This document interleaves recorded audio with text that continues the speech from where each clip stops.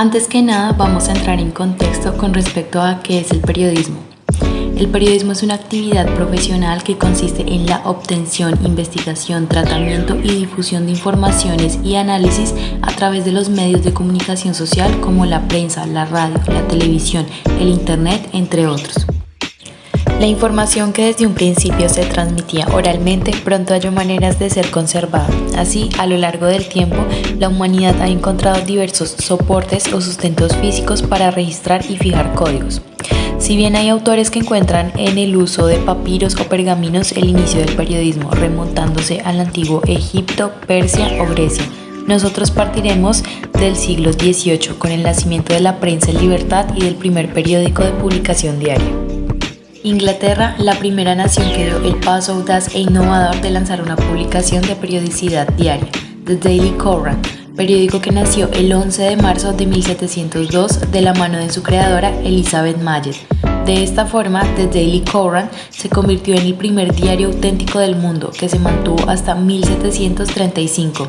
Su nacimiento planteó por primera vez la división entre información y opinión, que se convertiría en la tradición diferencial del periodismo anglosajón: dar noticias, darlas diariamente y de manera imparcial. Luego de esto pasamos al telégrafo, un invento fundamental para el nacimiento de la radio y la introducción de la instantaneidad en la transmisión de la información. Son Cooke y Wheatstone en Inglaterra y Samuel Morse en Estados Unidos quienes logran hacer realidad el telégrafo eléctrico. Los primeros, con una clara orientación comercial, firmaron en 1838 un acuerdo con una compañía ferroviaria para instalar la primera línea telegráfica de 13 millas. Unos años más tarde, la utilización del telégrafo trascendió a la utilización privada y en 1845 se instaló una línea entre Liverpool y el país de Gales. Por su parte, en América, Samuel Morse, después de largas discusiones, consiguió que en 1844 el Congreso financiase una primera línea telegráfica entre Washington y Baltimore.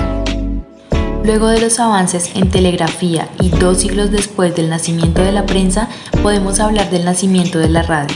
En 1920, los países europeos y los Estados Unidos dan inicio a las primeras emisiones regulares de radio. La emisora KDKA es lanzada al aire por Westinghouse en Pittsburgh, Estados Unidos.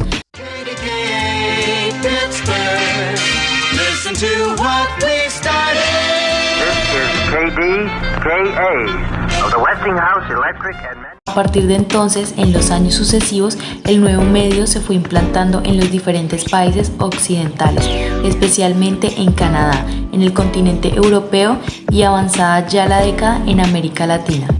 Con su aparición, este nuevo medio propició el nacimiento del periodismo radial y trajo consigo un elemento de inmediatez que introdujo códigos diferentes a los de la prensa escrita. De esta forma, es inaudible, inclusive hasta hoy, la facilidad propia que tiene la radio para estar en el lugar de los hechos, además de su capacidad de transmisión en directo y la posibilidad de escuchar los testimonios de viva voz de sus protagonistas. Ofrecemos en Caracol un boletín extraordinario de última hora. Pues que Armero quedó arrasado casi el 100% quedó arrasado Armero. ¿Qué tipo de descripción podría hacer sobre lo que observó? Es decir, eso quedó, todo lo borró casas, borró todo. Sí. Otro punto que merece destacarse son sus modelos de organización comercial, de monopolio público y de propagandismo. Los mismos fueron asumidos por la televisión, situación que no ha ocurrido con la aparición de ningún otro medio de comunicación de masas. Antes de abordar la imagen en movimiento, es necesario hacer una merecida mención a un precedente fundamental de la misma. Por ello, previo al nacimiento de la televisión y sus aportes al desarrollo del periodismo, nos detendremos brevemente en la invención de la fotografía. Niepce y Daguerre son señalados como los inventores de la fotografía.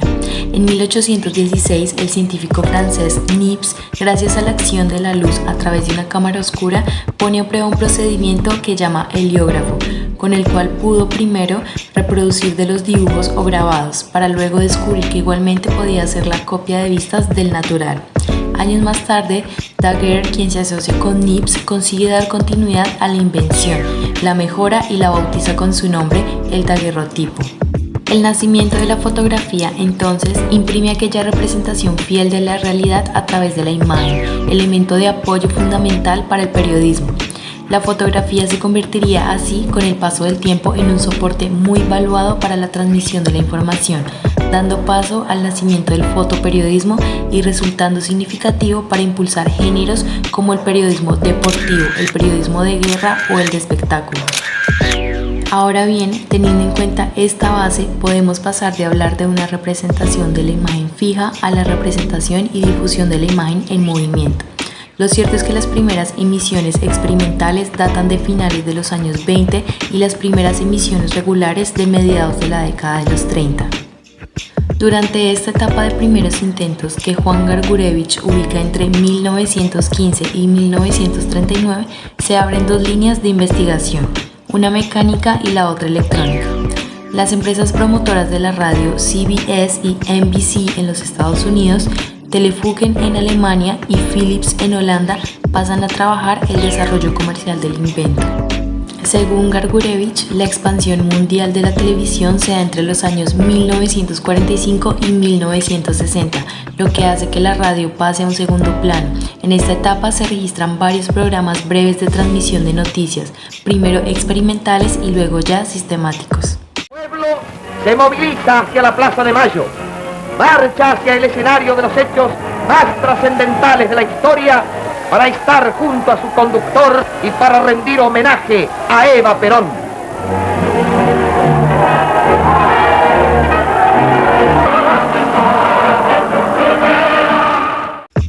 Respecto a lo que la televisión aporta al periodismo, destacamos su naturaleza audiovisual, que le otorga unas potencialidades específicas frente a los medios que le anteceden. De esta forma, hablamos de un lenguaje periodístico que se basa en la imagen en movimiento y además añade la palabra hablada, la música, los efectos sonoros y las imágenes estáticas en forma de gráficos, fotos o dibujos. Este particular modo de representar los mensajes nos lleva a hablar de una carga emocional, resultado de la importancia que el nuevo medio le da a lo visual, del culto a la personalidad y de la presentación de las noticias con espectacularidad para mantener la atención del televidente. Luego de la aparición de los diarios, la radio y la televisión, el siglo XXI marca un panorama distinto para el periodismo. Estamos en la llamada era digital. Este contexto se caracteriza por los grandes avances en el campo de la ciencia y la tecnología, los mismos que modifican los hábitos y modos de realización de las tareas humanas, permitiendo nuevas vías de investigación y producción en todos los sectores. En esta era, las tecnologías de la información y comunicación, principalmente Internet, han logrado que la opinión pública dirija su atención hacia ellos, pues su poder comunicativo es innegable. La penetración de Internet ha permitido establecer una comunicación bidireccional con organizaciones de todo tipo, constituyéndose como su mayor atractivo el poner en manos del usuario la libertad para elegir el momento y la fuente a la que acudir en busca de información, entretenimiento o de conversación.